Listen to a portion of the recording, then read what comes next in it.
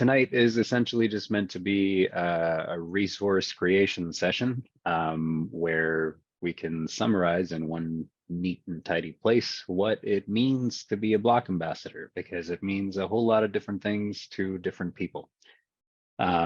So thank you for being here, and I'm gonna just kick things off. So Bojo, Salam, Anin, Junaid Shahzad Khan, Indigenous Cause, Noko Jiwanong Inda, Pakistan Indonjaba. I don't use the opportunity to speak Anishinaabe too often, and it's partly because it's a language that's always been shared with me as one that is of the land, and so I never want to tokenize it by just using it in like land acknowledgement contexts. But it's important to recognize what language really means to the land that we inhabit. As people who work with plants and pollinators, we start seeing the nuance of language quite quickly. If you start working with gardeners, you'll notice very quickly terms like weed and invasive and aggressive, and they all meld together very fluidly, and it can be quite difficult to have like a nuanced conversation, and it takes time to sort of do that. And so as we're all building our language repertoire to be better communicators, there's also needs to be a recognition of the languages that have all of this wisdom and all of this knowledge housed within them, that have been here for thousands of years, and they have deep interconnections with the lands that they are spoken on. And so, just in those few introductory words of saying what my name is, where I live, and where I'm from, there are components that apply in many different words and many different ecological circumstances. And so they connect to many more levels of understanding than just, a simple hello. And such is the case for many indigenous cultures and many other languages. And so as we're doing our work and trying to create better habitat for pollinators, we're also trying to reconcile with the idea that we're working on lands that are historically, at best, falsified or taken under false pretenses. The treaties that all these lands are held under were meant to benefit both indigenous and non-indigenous people, and they don't do that, or haven't done that for the last few hundred years that these treaties have been around. And so we work in these very linguistically complicated circumstances. And part of what we try to do in Project Swallowtail is to speak through our actions and speak through, the creation of habitat and hopefully the things that come and land on them. And that is a much more powerful language of reconciliation than many other actions we can take. And so tonight we're going to talk a little bit about what it means to be a block ambassador for Project Swallowtail. And so it might be helpful to get a little bit of context of what Project Swallowtail's history is for maybe a handful of you that don't know, although there's quite a rock star gallery of folks here tonight. I feel like I should have just made this a meeting. Anyway, at the end, I'll pull you guys up on screen somehow. So Project Swallowtail started in 2020, and it began in the Parkdale High Park neighborhood with the idea of densifying urban pollinator habitat and trying to create some form of habitat corridors through private and public lands that would connect these sort of patches of green that you can see highlighted on the map on the top right here. And the first year, there were about 70 folks who signed up and were all focused in the Hyde Park, Parkdale neighborhood. And the idea of the project was very much focused on helping each of these individuals create habitat on their properties, because we were very much trying to densify this habitat network. And one of the ways that we tried to engage folks into Project Swallowtail was through plant sales, because native plants then and even now have quite a small market share compared to all the other types of plants that you can access at any given nursery, at any given garden center in most, spring, fall seasons. And so part of the first, technically the second year of Project Swallowtail, the first year Project Swallowtail was run under World Wildlife Fund's In the Zone program before in 2020 it got transferred over to Pollinator Partnership. And then we undertook our first 2 plant sales in 2021 and 2022. And so between those 2 plant sales, we managed to sell over 12,000 native plants. And the intention was to sort of supercharge the Project Swallowtail network with high quality native plants that were not easy to access in the downtown core of the city. And in most cases, if you were to be able to order from a nursery, you would have to travel out of town to pick them up, or pay really high delivery fees, or order in like sheer numbers that it just wasn't feasible for most individuals that had small scale gardens or balconies or limited space in general.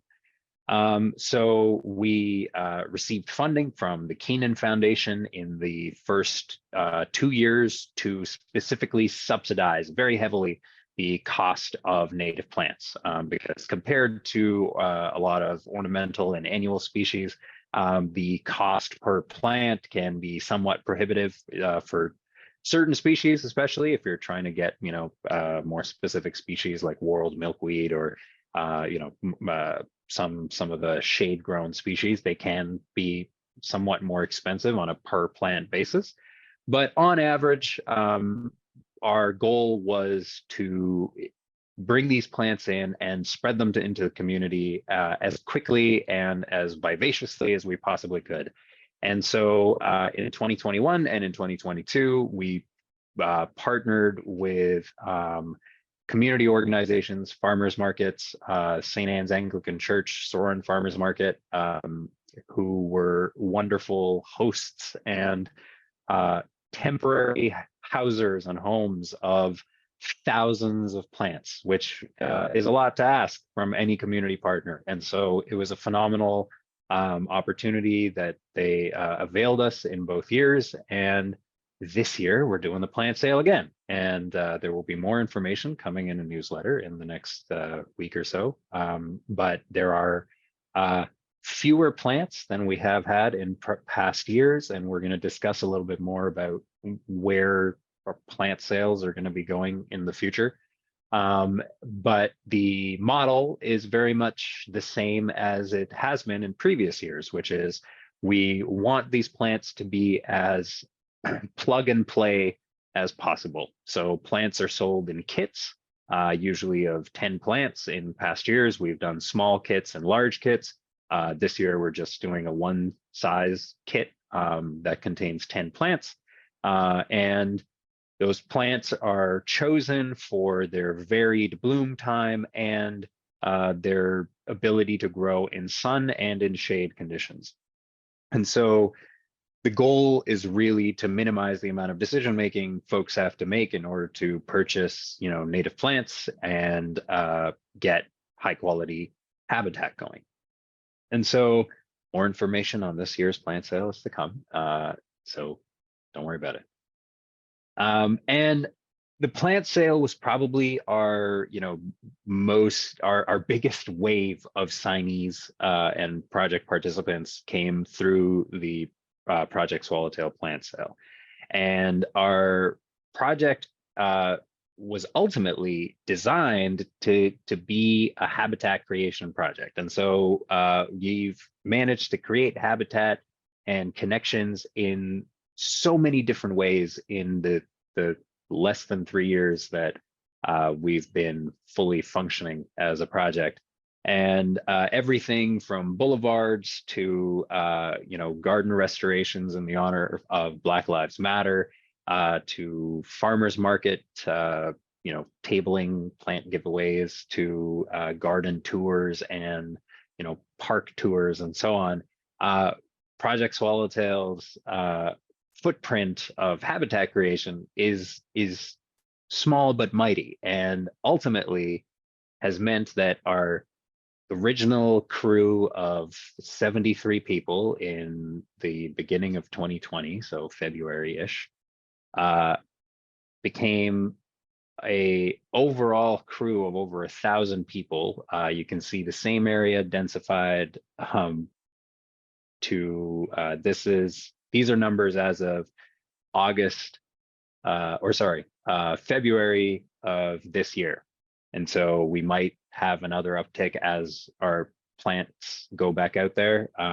But as you can see, there's been a massive ballooning in the interest in the program and the project, and the plants that the project has spread. And ultimately what that has meant is now this project that began in the High Park, Parkdale neighborhood has ballooned to well outside of that area. We now have members in St. Catharines, Hamilton, Burlington, Oshawa, Pickering, Guelph, Brantford. It's quite phenomenal. And this all is an incredibly large hive mind of passionate, interested folks that very much relies on passionate individuals that can be support structures for their communities where we can't. We being Pollinator Partnership, myself and my colleague Sam Medeiros are the two people that manage the over 1,192 people that are currently part of Project Swallowtail. And that work entails everything from, advice on gardens, to questions about plant choices, to questions about, neighbor disputes, or just wanting to get involved in local initiatives. And, all of that work is work that we hope for communities to undertake together, so that no individual feels like they are kind of trying to, start something from zero. In some cities and circumstances, that might very well be the case, and that's where we would really like to be able to put all our efforts and resources so that we can really help ignite more of a community in those spaces that don't have as much support. But as you probably can see from the map on the previous slide, the largest component of our Project Swallowtail sort of heart is still within the High Park, Parkdale neighborhood, and then generally within the east to west downtown corridor of Toronto. We're still working on creating more relationships in the northern part of the city, more relationships in the eastern part of the city between Scarborough and Pickering, and especially between Scarborough and kind of East York. There's like a bit of a gap there. So anyway, there are these expansion regions, but generally speaking, our intention of habitat densification in the city of Toronto's core has really paid off, and that's where most of the support and interest from folks who are looking to do this kind of work is really coming from. And so that's where block ambassadors come in, and block ambassadors are folks who are volunteering their time in the community, who are hopefully already interested to some degree in either pollinators or native plants, or even gardening in general. We can provide the information and the knowledge through our pollinator steward certification training, which we offered to block ambassadors in previous years. And this year, we'll be allowing block ambassadors to have access to the 2023 training that is currently going on. And so that is hopefully an incredibly valuable resource to help folks train or better or improve the knowledge and information that they are already inclined to or have some interest in, to then be able to use that to support other community members that might be interested. And it's so far through our Pollinator Steward certification training in the last 2 years, we've had just over 140 Project Swallowtail members go through the training, 47 of whom have been block ambassadors. And that's pretty cool, because that's 47 people in the city of Toronto and a few in sort of Belleville and Hamilton that have, committed to and gone through the actions of becoming, very familiar with what it takes to help pollinators. And that's a wonderful resource to be able to reach out to, even for us as part of the program, to say, hey, there's somebody new, 2 blocks down the road from you, who's interested in learning a little bit more about the bees around them. Is this something that you might be able to chat with them about? And that ability to connect you with somebody is part of the reason that the project has grown as well as it has. And so we're going to get a little bit into what block ambassadors do. And I'm excited because a few of the people whose photos and projects I'm going to talk about are here, so they can always correct me if I misrepresent stuff. But one of the key things that block ambassadors help in is habitat creation, which is, the biggest reason that we that Project Swallowtail began, that we exist, is to create habitat that supports native pollinators. And that requires, not an incredible amount of sort of knowledge, but enough knowledge to be familiar with the life cycles of pollinators, what it is that they require when they're looking for habitat.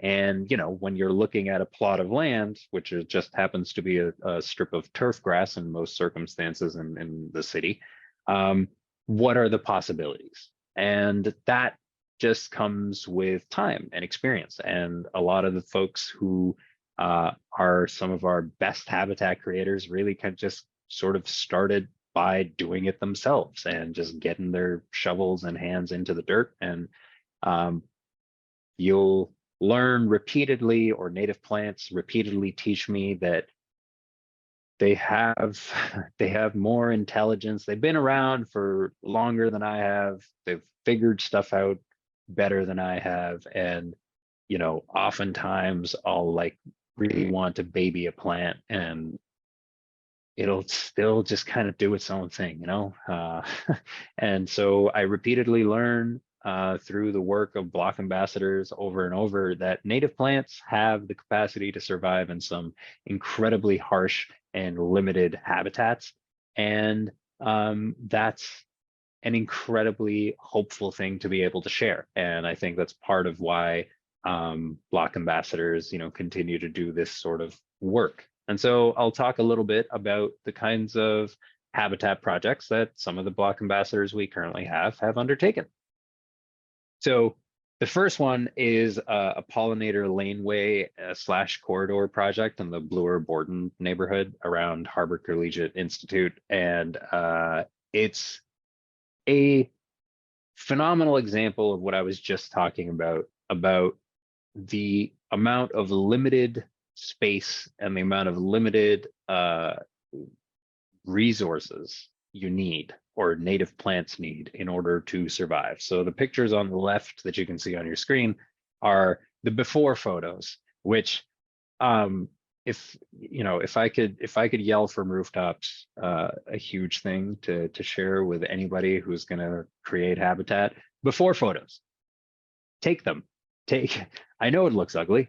I know nobody's interested in taking a photo of just the lawn, but I made this mistake just recently myself. And so, you know, this is as much a reminder to myself as it is to anybody else. But before photos are so important because they really help tell the story to folks that may not understand, who may already have a perception of native plants as something that looks messy or weedy, to really have a perception of what it looks like to see a spot, to see a piece of land that is cared for, and versus a piece of land that is not. And so the photos on the left really help display, you know, there are some resources and plants there. It's not like there's nothing there, but things are just sort of growing in an uncontrolled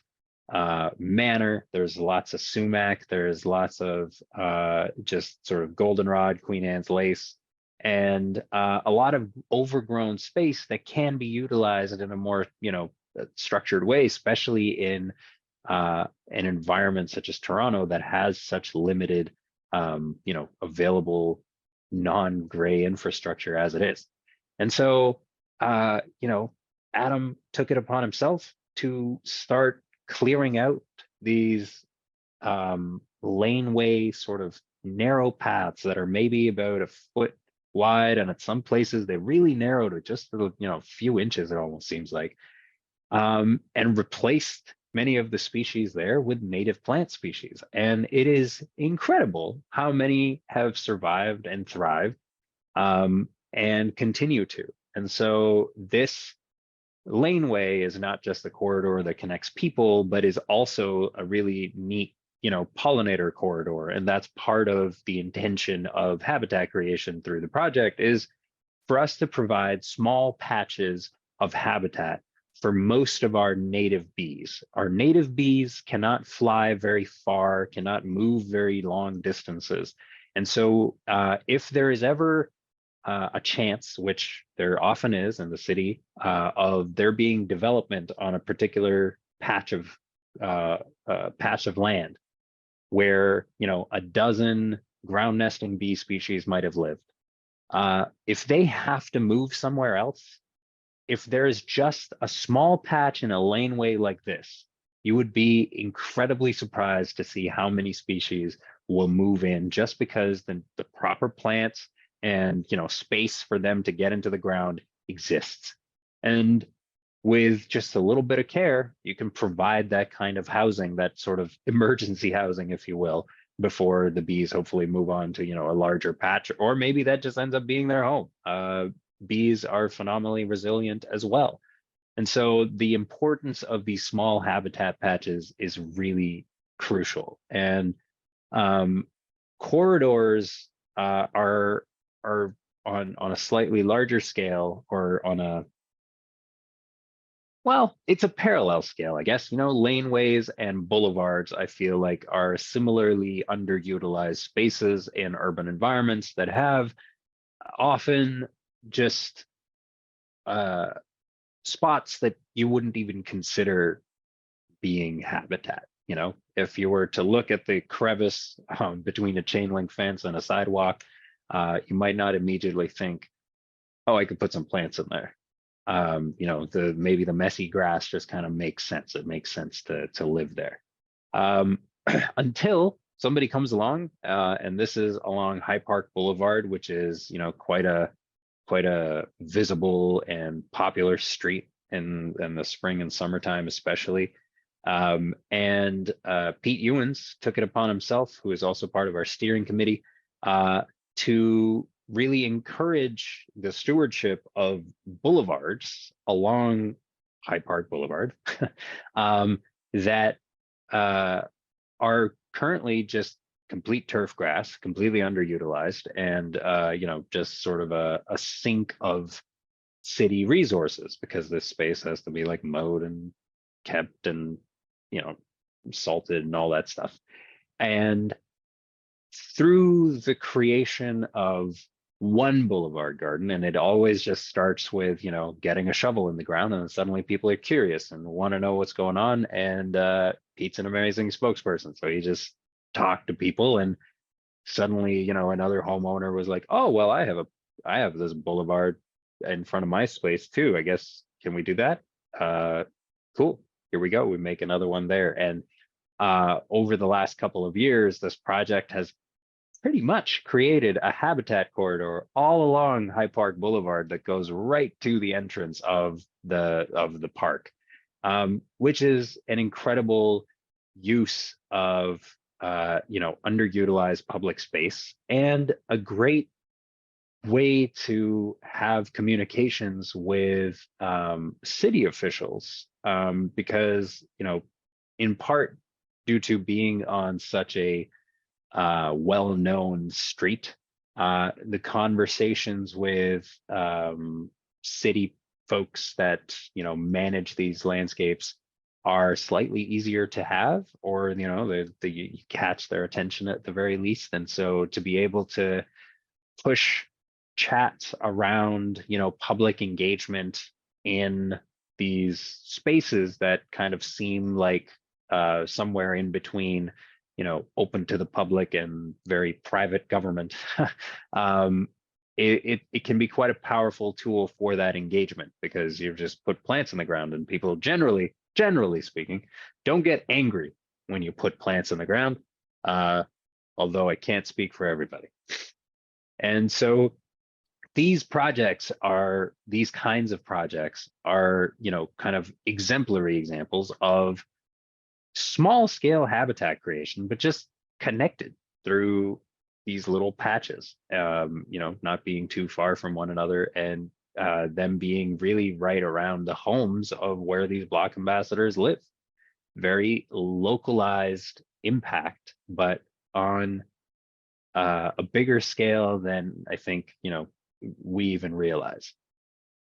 Another component of block ambassador work, or block ambassadorship, however you want to consider it, is community engagement.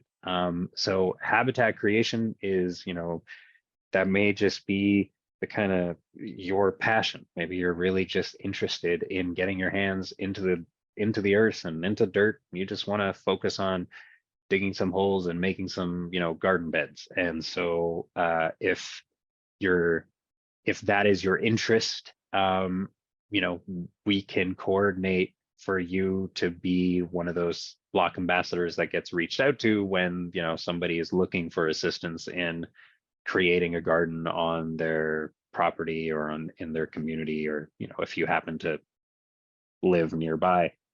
And so we really try to encourage folks to do things as they come naturally to them. And so community engagement may look very different for different folks. And once again, I'm going to highlight some examples of where block ambassadors have taken community engagement in their own, natural directions, the way that things made sense to them.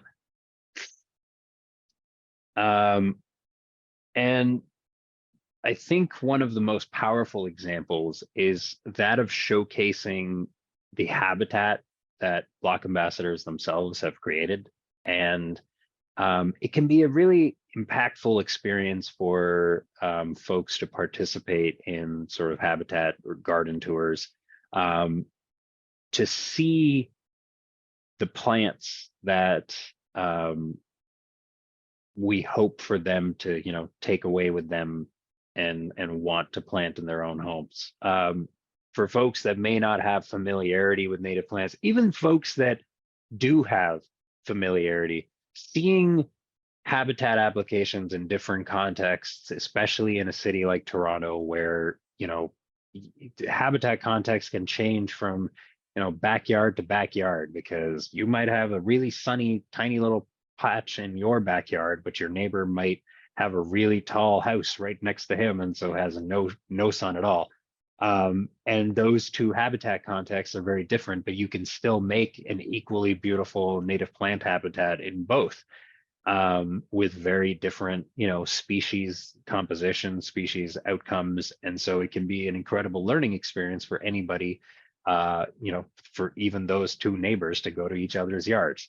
And so one of those ways, or one of the biggest successes, I suppose, of garden tours is a block ambassador in Etobicoke, for whom we have a report on our on the Project Swallowtail website as well, sort of their impact report from this garden that they created over 25 years and has over 100 different native plant species. The story of the creation of this garden, sort of walking folks through the different types of plants, the different types of landscapes that the plants like, how it is that this person manages the different landscapes in order to make sure that the plants have longevity. What the philosophy of sort of managing 100 different native species and a relatively small space is, and folks got to leave with some native plants of their choosing, a lot of which they would have already seen while they were on a garden tour. And so the ability to share stories with folks is a really powerful way to engage community members, neighborhoods, in habitat creation, cultivation, activism, interest in any form. And block ambassadors can really be an incredible tool for that type of storytelling. This is more of a melding of habitat creation through community engagement, and really speaks to the level of creativity you can bring to being a block ambassador. And this is the work of Saye Beheshti in Scarborough, our sort of Eastern Project Swallowtail operations, if you will. But Saye has been a native plant enthusiast for much longer than Project Swallowtail has been around. Project Swallowtail just sort of became an umbrella under which she was able to take her sort of bubbling passion to the next stage. And that next stage was honestly a Project Swallowtail unto itself, and is quite far expanding. But one of the more inspiring components of all of Saye's work for me is her connection with local schools and getting them to participate in seed sitting activities. So the process of growing native plants from seed, something that Saye herself is an expert on, and I continue to learn new things from her every time we talk. And you can see a photo of her setup on the very right hand side there. But having a good basis of how to grow native plants, she then took that interest and passion and sort of applied it to talking in classrooms about why do you do seed sitting? What is it? What does it look like? What is the end result? And has now got schools actually undertaking seed sitting as class activities or as school activities. And she has a wonderful blog called the Underhill Seed Sitters blog, and you can follow their story there. But it is an incredible example of utilizing your own personal passions and galvanizing young people that may not have the exposure to this kind of information or knowledge till really much later in their lives. I mean, I never learned about seed stratification in high school for sure. And to have that knowledge and information about how it is that these plants, that grow right around us and we take for granted, goldenrod, for example, year on year, how it is that it actually shows up every year, and why it is that it shows up every year and at that time of year, and so on. So that is a really powerful way to engage with all community, but especially with young folks. But community engagement looks like 100 different things based on who you are and what you're interested in. Maybe you're really interested in making signage, and you know what? There's a whole bunch of different garden projects that are always looking for signage. Maybe you're really interested in, just making boxes that hold plants, and in that case, you can just be the local box maker that gives those to other block ambassadors or project participants to put their plants on the front curb.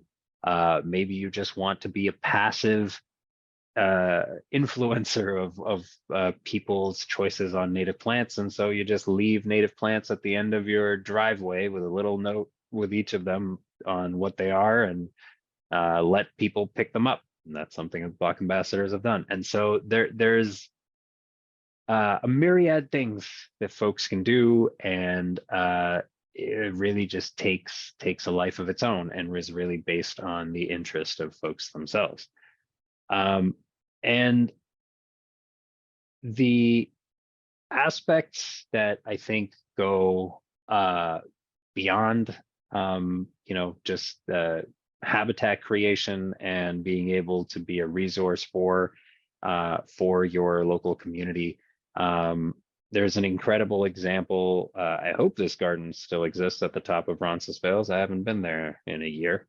But there's a Reconciliation Indigenous Medicine Garden at the top of Roncesvalles Street Roncesvalles Avenue, in Toronto. And the melding of native plant species and indigenous medicines is like a very no-brainer type of situation, but it is something that requires a lot of forethought and active work with community members, with knowledge holders, with those willing to sort of participate in that process in order to actually make a particularly meaningful space. And undertaking a garden creation like that is something that is incredibly powerful. We encourage folks to do, but it is something that also requires a lot of care and a lot of forethought. And so we do have block ambassadors who've done that kind of work before. And so if that's something of interest to you, then we can connect you with folks that can talk to you about how to do that sort of work. We are going to have a plant sale again, and so if you want to just come and help move some plants around, you can help with that too. Last year, or maybe the year before, we did bicycle tours the year before, 2021. Which was super cool. But we haven't been able to repeat them since. So if anybody's interested in ever doing a bicycle tour and having a little route planned of different Project Swallowtail gardens and just going with a crew of like 4 or 5 other people, and you're bicycle enthusiasts, you can do that. That'd be cool. And if you're interested in just interacting with the pollinators themselves, you can just photograph the plants and pollinators that are within the myriad Project Swallowtail gardens that exist across the city. And on that note, we have an iNaturalist project for Project Swallowtail, within which we have some incredible block ambassadors, photos from whom you saw earlier, Ali, who contribute an incredible amount of knowledge and information on the species that exist on Project Swallowtail Gardens. Now, you'll notice that the sheer number of observers and species is quite baffling, and that this is partly because iNaturalist, like many other nature apps, has kind of a ranking system, and I believe the more projects you're part of and report things in, the better your ranking. So we have more Project Swallowtail iNaturalist participants than we have Project Swallowtail signed up newsletter recipients, and that's quite wild to me. But within that, we have 48 members, folks who actually signed up from the project and signed up as iNaturalist identifiers within Project Swallowtail. And so those are folks that are within the project itself, and we can go to each of their profiles and see the different species that they've reported, track them over time.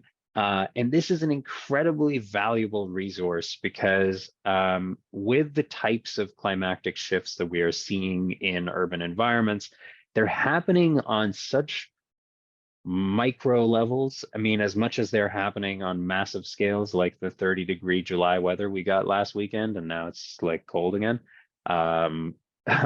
But they're also happening on very micro levels, especially when we're talking about pollinator populations. As I said earlier, you know, most of our native bee species are ground nesting, they're cavity nesting, and so a small bit of habitat shift or land use shift can have huge impacts on populations, especially of those species that are already fairly diminished. And so, you know, we really want to encourage folks who are interested in, you know, maybe just taking photos of bees and butterflies and moths to participate in the Project Swallowtail iNaturalist project, and maybe get others involved. Maybe you're interested in running, you know, some kind of a training, which we ran last year with EcoSpark, a environmental education charity as well, with whom we partnered to train block ambassadors on how to collect biodiversity information on iNaturalist. And so maybe now, you know, some folks are really interested in just doing that and spreading the good word of creating better understanding of the pollinator communities within the city of Toronto.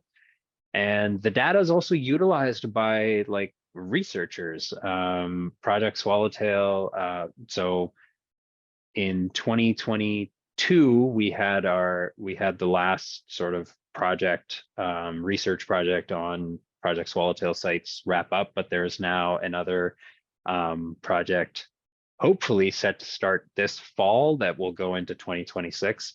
And they are specifically looking at, you know, urban pollinator habitat metrics and trying to compare biodiversity measurements between different types of landscapes in urban environments. And so utilizing iNaturalist to get a sense of where to sample for specific species is really valuable.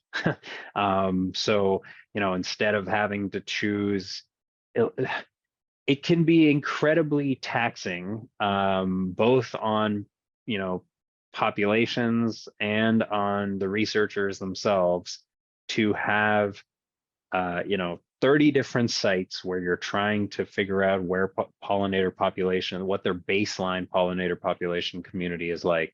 But if you can get a sense of that from, you know, relatively accurate data from folks that have gone through, you know, either the pollinator steward certification, or they are, you know, part of Project Swallowtail and have been, you know, part of all of these different webinars and things that we offer, and they've joined up with a block ambassador that knows a whole bunch of things about the local bees around them, just adds that bit of credence to allow researchers to just focus their resources and efforts on the sort of next level planning stages of studies. And it's a great long-term resource for, once again, as I said, those microclimatic changes, but also those micro population changes. You know, a great example being something like High Park. It is a heavily managed environment now, and well, it has always been, but I mean, in terms of for species at risk, for those of you who live in and around High Park, you might have smelled it in the air just a couple of weeks ago. And that, you know, there is an active management of that property that is very much actively changing the community. And so if you were to be doing a iNaturalist project on High Park and you went and did a survey right before the burn and then like 2 weeks after, that's really incredible information to see, hey, who's the very first line of popper uppers? Is it even plants? Maybe it's birds that show up first, who knows? And so it's quite a useful tool to understand these small scale changes that don't necessarily get researched in like active academic science research, but is very important on a long-term time scale. And as Project Swallowtail evolves, we're starting to put our focus more into two sort of main streams, and the first being marginalized communities, communities of color, and communities that haven't had access to as many native plant and educational and support resources as other communities have had in the city of Toronto. And to that end, we are this year in partnership with the city of Toronto, running a project called Laying Roots, which is very much intended to take the Project Swallowtail, project model, block ambassador, everything into communities that don't have as much access to this sort of programming. So the first kind of event we're going to be doing as part of this intent is going to be happening at Downsview Park this Sunday, Earth Day weekend. Happy Earth Month, by the way.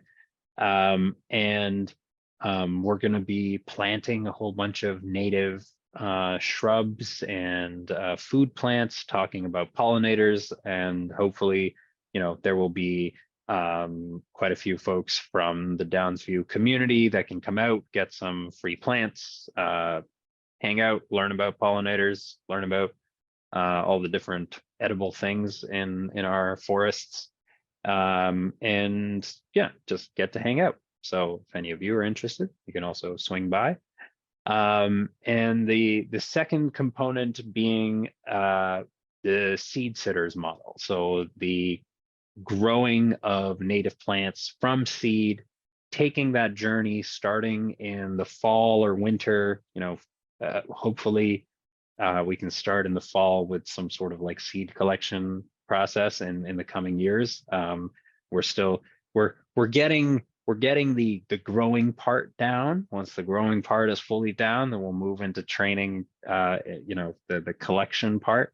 And then eventually we'll have this beautiful little system of plant growth throughout the year. But the seed sitters model is one that really helps empower communities to not feel sort of resource limited to create native plant habitat. Our goal with the plant sales was to make native plants accessible in the city of Toronto and bring them in at a subsidized rate. So, 50% of the cost of what we bought them for. And going into the future, as we're, discovering more more ways to engage folks throughout the year, rather than just that sort of one-time spike of the plant sale each year, which does also take a significant amount of work. The seed sitters model allows us to engage with folks at their own pace in their own homes, and to allow folks a little more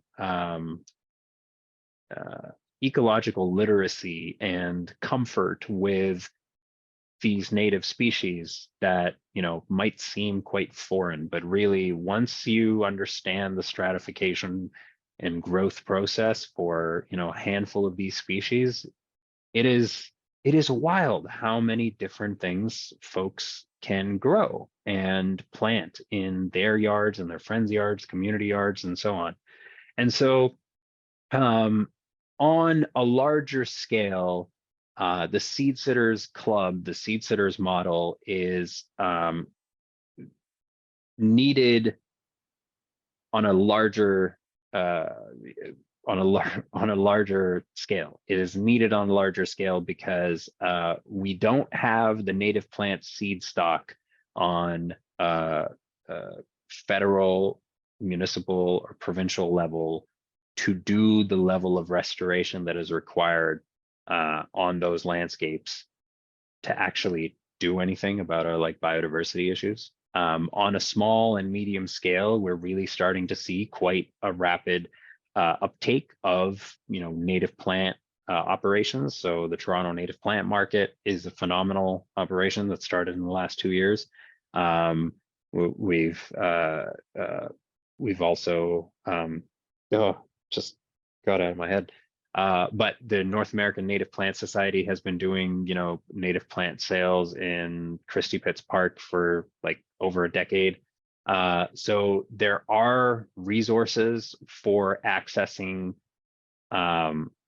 most general native species, and the provision of seeds from these species for these larger scale restoration projects is something that we're hoping in the coming years the project can help with, that we can have sources of native plants that are in people's yards, back gardens, community gardens, wherever have you, that from where they collect seeds, and those seeds go into sort of a central spot through which they can then be taken to larger scale restoration projects that require that seed to, make a meadow or what have you. So as we, as Project Swallowtail continues into the future, we're going to be focusing more on these two aspects, and so we definitely don't want to leave or make make folks feel like we're not putting in the effort or the time into the habitat creation on like a neighborhood to neighborhood level, because once again, there's only so much staff time. And so block ambassadors really become extremely important in the coming years for Project Swallowtail as it grows into these myriad strawberry plant-esque runners everywhere, and different forms and different ways to engage different communities in creating native plant habitat, whether that be through food, whether that be for pollinators, whether that be for the sheer reason of creating a beautiful landscape for yourself. Our hope is for this project to really empower every individual to be able to do something for habitat creation and biodiversity support. And so on that note, I will just end with some upcoming events. So as I mentioned at the top of the talk, we will be sharing in an upcoming newsletter, probably next week, more details on the plant sale for this year. It will work in a similar model as it has in previous years, where folks will purchase their kits online and then be able to pick them up at Allen Gardens this year, which I'm pretty excited about because I haven't been to Allen Gardens in quite a while. So you'll get more information on that, but we are also having a webinar talking in more detail about the plants that are coming to the sale, which I'm pretty excited about. And then, as we were talking about with iNaturalist and our partnership with EcoSpark, we are going to have an online event with EcoSpark in the tail end of May that you can sign up for. It's talking a lot more about like aquatic habitats and support, and the role of native plants in sort of water retention and water-based risk management, as well as if any of you are wanting to jump onto iNaturalist right about now, the City Nature Challenge is going to be occurring at the end of April, from April 28th to May 1st, and it is a nature blitz, a 4-day bio blitz of all kinds of nature things. So you can get involved in that project, get your fingers buzzing, and then use your skills in the Project Swallowtail project if you're particularly interested. I find it pretty fun. And it's a great way to learn, because I think every time you photograph a new bug that you didn't think you knew, and then somebody identifies it as something, it sticks in your head so much longer.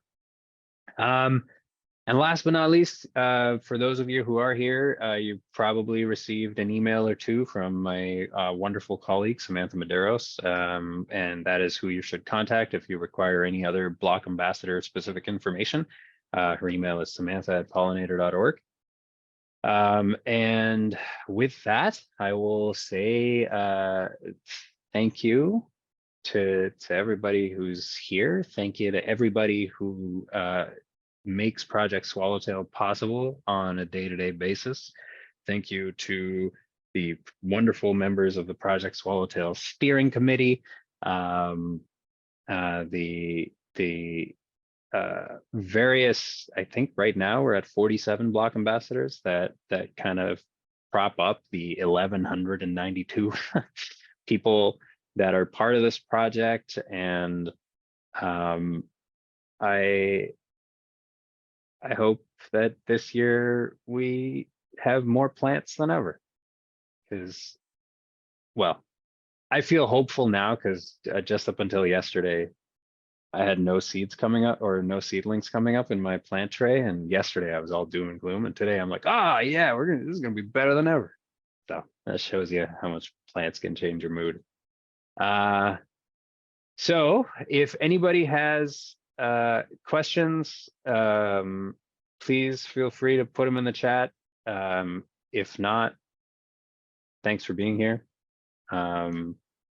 We will be in touch via newsletter in the coming week. But yeah, please feel free to ask any questions. If you are a Block Ambassador and you're here and you have ideas or feedback on BA stuff, please feel free to share that as well. Because we're constantly evolving. We're a constantly evolving project and program. And so making sure that folks feel supported in the work that they're doing is important.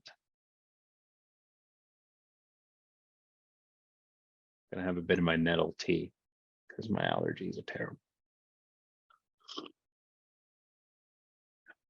Okay, I'll give it one more minute. And then if I see no more questions, then I will let everybody go into the night. I hope you all have wonderful weekends. I don't know what the weather's gonna be like. I only look at pollen reports now.